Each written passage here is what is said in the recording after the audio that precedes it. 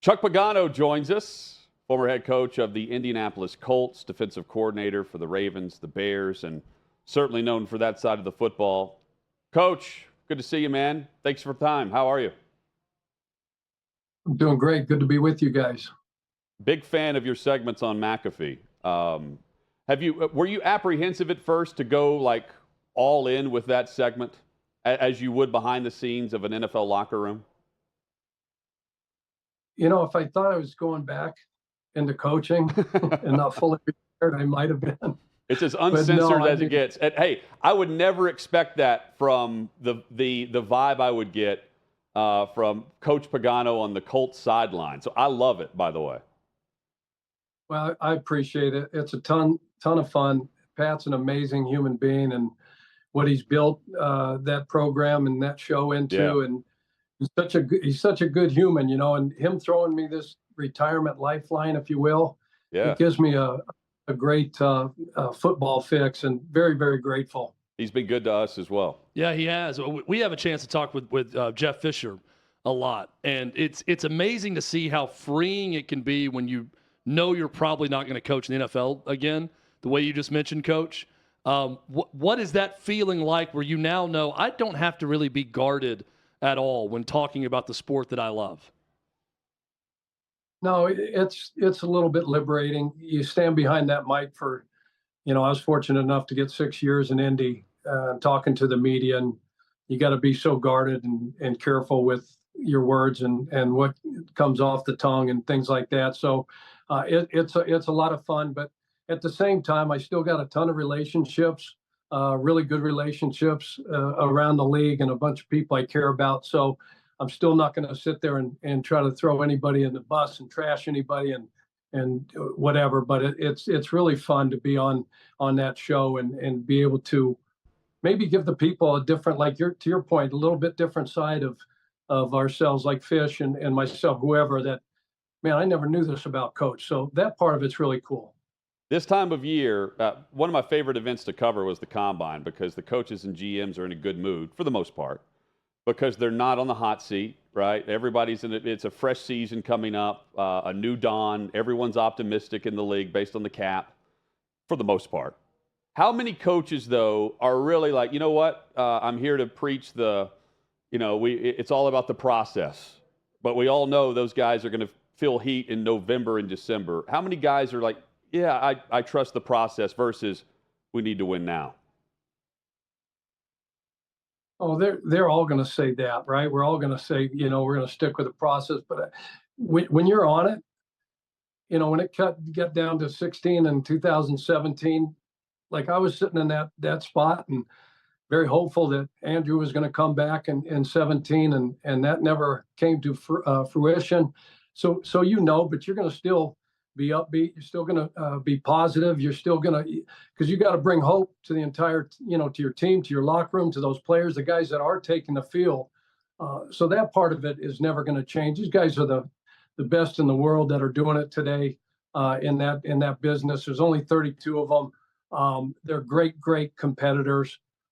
And until they say, hey, look, you're gone, they're going to fight, scratch, and claw, and they're going to say what they need to say about the process and doing this, that, and the other. And yeah, this time of year is awesome because we're all 0-0, and things are looking brighter. We got the draft coming up with all the parity in the league that gives everybody a chance to try to make up ground and get right back in the conversation. So, yeah, this is a fun time of the year, especially at owners' meetings. Those were always a blast. You know, you either go from it was in the Arizona at the Biltmore this year, and then the Breakers. You know, they alternate spots every year, so that was always a great, you know, vacation time, and one that didn't have a lot of stress built into it. Yeah, I think Dayball has the record this year for the earliest beer, which was like 10:30 in the morning. Cracking his beer that early. So props to Brian Dayball. Chuck Pagano. Which surprises no one, by the way, right, that it was Brian Dayball that set that record. I was surprised it's not Vrabel. Chuck Pagano with us here on Hot Mic. How surprised were you to learn that Andrew Luck was retiring? Or could you get a sense of it after the injury that he went through in 17? Yeah, I think we were all pretty surprised, when that came out. But being with Andrew and knowing Andrew and having the relationship that I have with him and watching him go through, we talk about the process that he had to go through on a day-to-day just to get ready for practice. It was people that don't know that and don't know the time and the hours that were put in just to get ready for practice, to get ready for a day, let alone a game on Sunday, and the amount of time that he put in away from the training room and practice, but the mental side of it, the amount of film prep that he put in. When he said that, I can just understand and see why.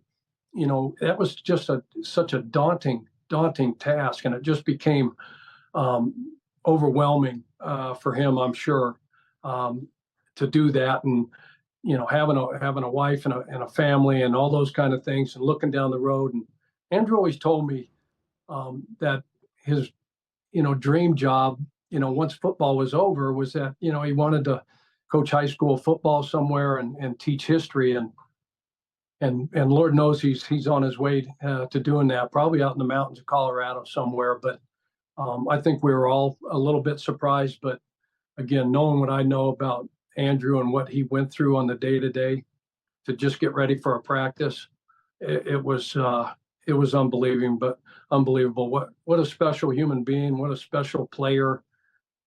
That was like these guys getting ready for this draft. Yeah. And to pick your franchise quarterback.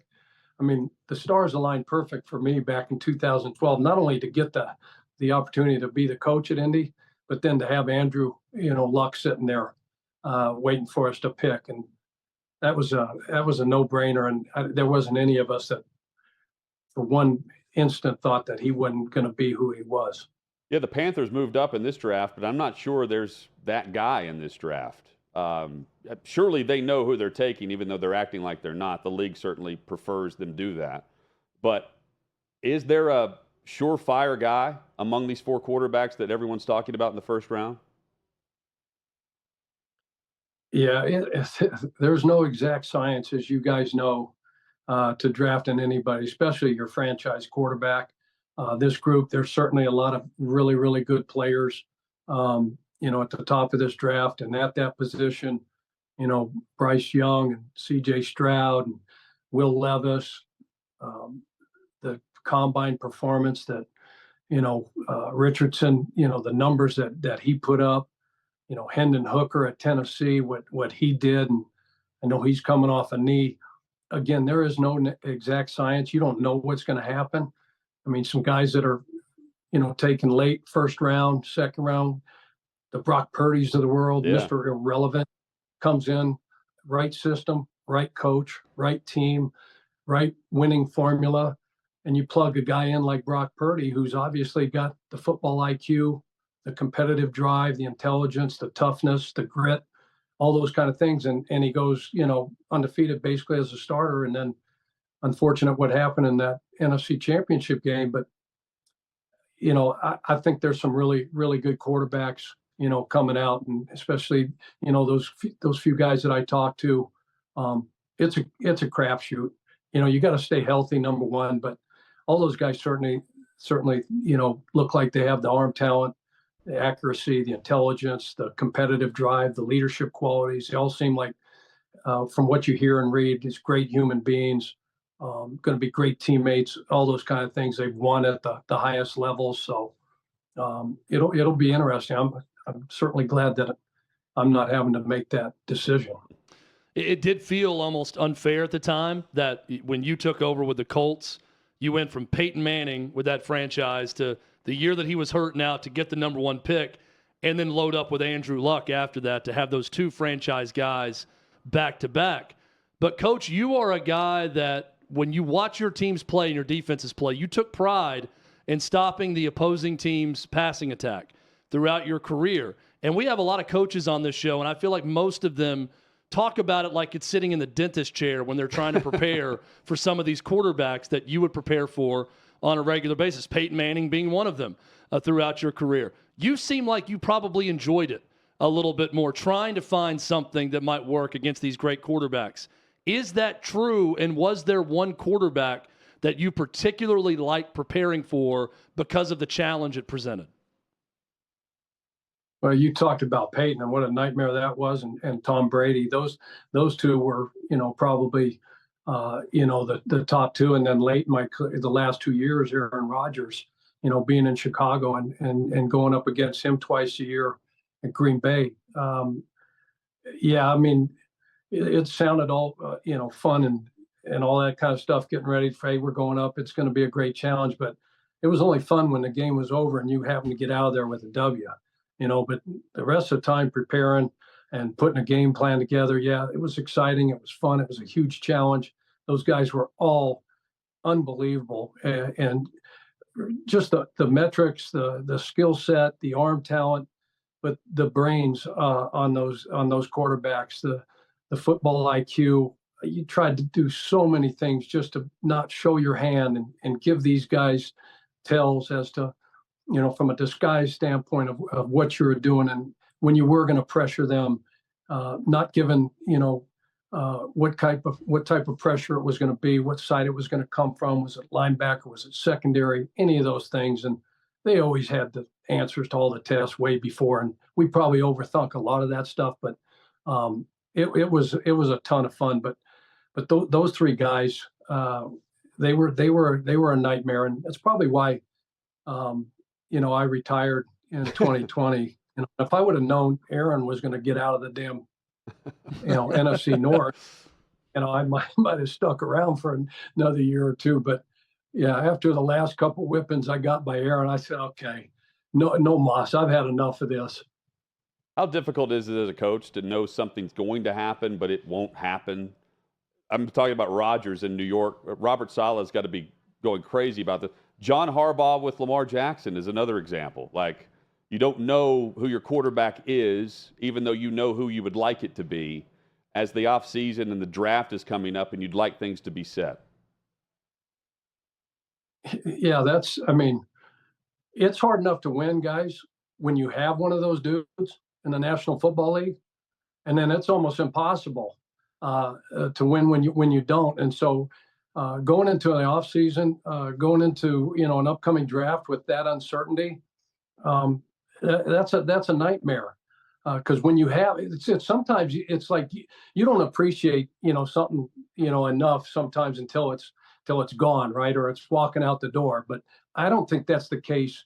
Obviously in Baltimore, we know John obviously loves Lamar. Everybody in that organization, in that city, they love Lamar and those teammates and what he's done for that franchise.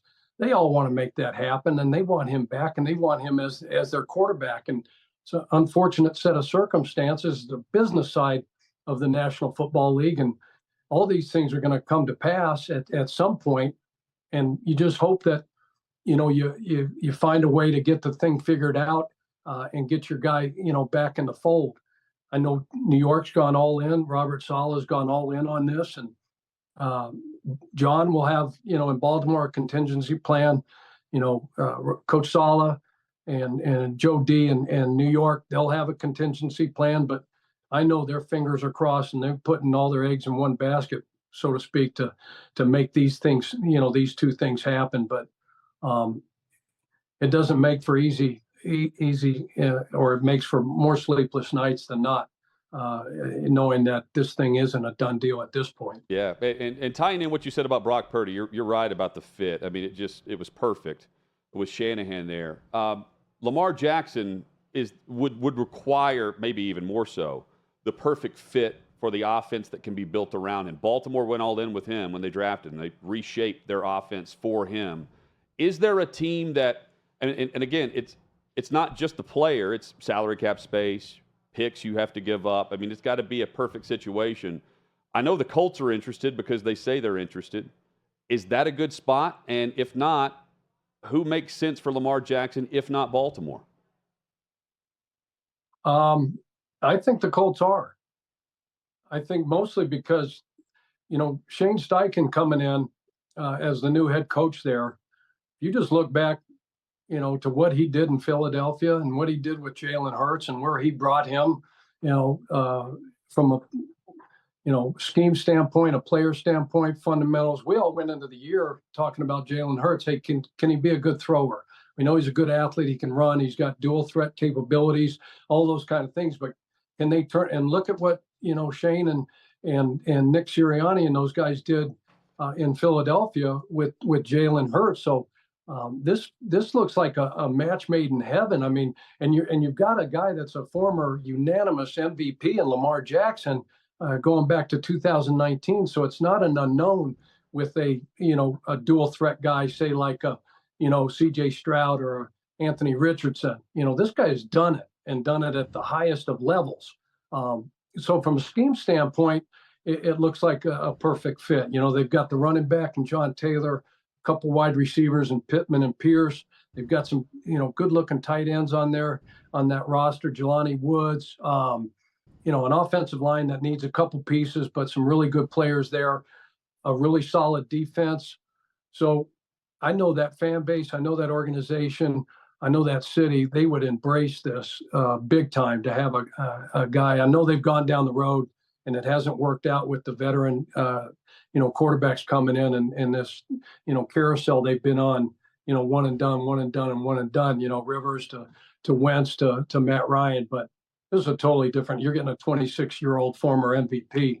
That now you mentioned, the massive contract that you're going to have to, come up with. You're talking about, the salary cap. You're talking about draft compensation. What are you going to have to give up? So all those things gotta line up in order, because they're going to do what's best for the organization. That's what makes these things so hard. Is you got to do what's, you want that player so bad. But then you don't want to hamstring and just, you want to do this for sustained success, right? But you grab one player and it's going to cost you, 4 or 5 other players down the road. It's going to hamstring you, cap wise and what you can do roster wise and putting the pieces around him moving forward. That's all part of putting this puzzle together. And if they can make that happen, if anybody can make, because there's some other teams out there that could probably, use a quarterback like Lamar and his skill set. So we'll see. Chuck Pagano with us. I don't know if you're musically inclined or not, but I know Jim Irsay is, at least from what I've seen. Did he ever bust out the guitar in any meeting or party you went to? Oh, hell yeah. My first, he's awesome, man. There's not a better owner in the world in any sport than Jim Irsay. And we got our ChuckStrong Gala 11.0 coming up in April back at the Colts headquarters. He still sponsors that thing and puts that thing on for us. So it's an unbelievable deal. But when I first got hired there, the Super Bowl was in Indy. The Giants versus the Patriots. So we had to go do the game and all that stuff, watch the game, from Lucas Oil. But before that, I can't remember if it was the night before or the day of, he had a concert, over at a venue and got to watch him get up there. And I knew he was a lover of music and all the memorabilia that he had acquired, to that point. And, but he's up there, just ripping that guitar and singing away and going at it. I'm like, man, I knew I loved this dude for a lot of reasons, but this is like the, icing on the cake for me. He's just, it was awesome. You thought, let's see Papa Bear Hallis do that. That wouldn't happen, right? Exactly. Can you see, John Mara, or I was thinking of Wellington Mara back in the day, right? Playing a bass guitar somewhere. Can you imagine? Be awesome. Stories with Irsay, I'm sure, put any story from McAfee to shame. McAfee told the story of he's in London and he realized he had to go through Heathrow. They were going to check, so he had to take the 30 edibles before he got on the team flight home. Amazing. Yeah, and he was telling it to his coach. It's definitely it's awesome. It's got to be a unique experience, Coach, when you think about that for your ownership. Yeah, no doubt about it. And you bring up that story about Pat. I mean, the head coach is always last to know, right? You guys know that, right? Yeah. So as soon as he told that story, whenever that was that a year ago or whatever that was? Don't know. That's like the first time that I knew about, the 30 edibles.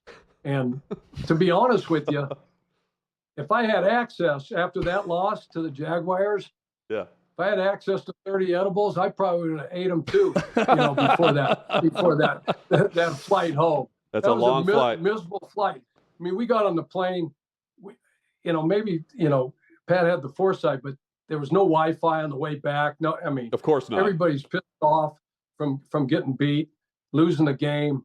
You're staring down, an 8-9 hour flight into the headwinds, all that stuff, and you're miserable. So, yeah, I would have definitely dove into some vitamins at that point. No telling what Pat was thinking on that flight home compared to the coaching staff, the rest of the You can't hold out on the coach, too. No. The coach may be the last to know, but you also can't it. hold out on the coach. That was his mistake. Hey, Coach, the ChuckStrong 11.0, are there ways for those not in Indies to support what you're doing? Is there a site? Yeah, you can get on, I don't have it right on the top of my head, but you can go to, IU Simon Comprehensive Cancer Center, look it up at .org, something like that, and you can go on their website. We'll tweet it and out. There'll be an avenue, there'll be a way that you can click on. There's still, tables available. There's still single tickets available.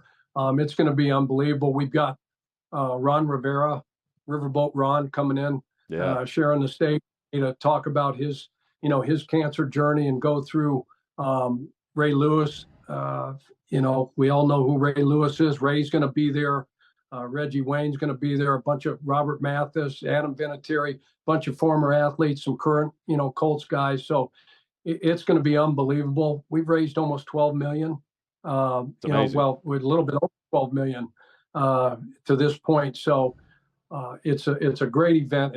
It's tons of fun.